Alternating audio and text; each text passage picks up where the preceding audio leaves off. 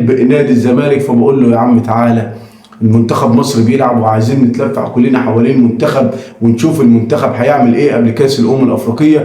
ولكن رده النهارده كان عليا غريب جدا، انا فعلا استغربت من رد فعله. تخيلوا كده الراجل معايا قال لي ايه؟ قال لي انا مش هتفرج على منتخب بيلعب له امام عاشور.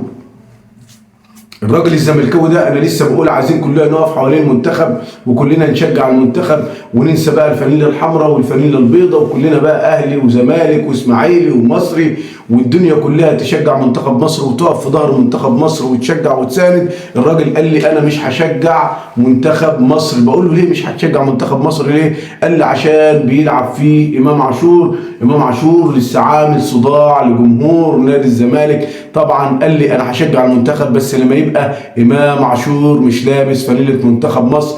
واعتقد ان الجواب كان واضح جدا، عايزين نركن انتماءاتنا على جنب وكلنا نشجع المنتخب. المنتخب المصري النهارده قدم اداء هزيل جدا واداء متواضع امام منافس طبعا كان في المتناول تماما. يمكن ما فيهوش لاعب واحد لفت نظري الا اللاعب علي سماته، اللي هو يعني كان باين عليه ان هو لاعب كوره وبيفهم كوره ومهاجم كويس. ولكن المنتخب النهارده ادى اداء ضعيف جدا، الا طبعا كنت شايف ان مروان عطيه هو اللي كان ظاهر في المباراه النهارده، وكنت شايف ان عمر كمال واحمد فتوح عملوا كرات عرضيه كتير، لكن طبعا كلها ومعظمها ما كانتش مظبوطه على المرمى. واحرز الهجم الانجليزي اللي محطم كل الارقام القياسيه ومكسر الدنيا في انجلترا بيعتمد على القوة أكتر من المهارة في تسديد ضربات الجزاء. طبعا الأداء النهاردة ما عجبش كل جمهور مصر، وكان الجمهور المصري بيتطلع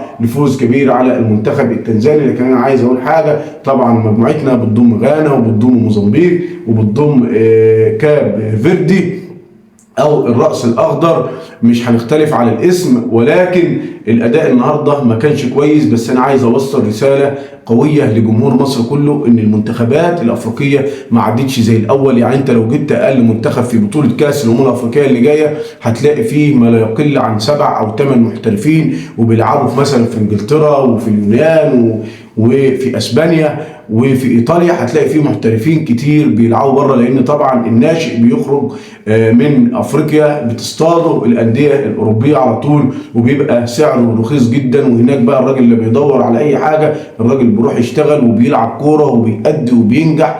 ودايما معظم الصفقات الافارقه بتكسر الدنيا في دوريات العالم. يعني ما عادش فيه منتخبات سهله زي ما احنا فاكرين، كل المنتخبات دلوقتي قويه نظرا لاحتراف اللعيبه في سن صغير. يعني اقل منتخب مثلا في المجموعه هتلاقي فيه مش هيقل عن 7 8 محترفين. يعني منتخب موزمبيق ده فيه محترفين كتير وهيتعبنا جدا في مباراتنا. ولكن طبعا اسم وقيمه منتخب مصر اعلى بكتير من منتخب موزمبيق، اللي طبعا هنتكلم عنه في الحلقه اللي جايه ان شاء الله رب العالمين. وهنتكلم عن ابرز نقاط القوه والضعف فيه، وهنشوف ايه طريقه اللعب المناسبه.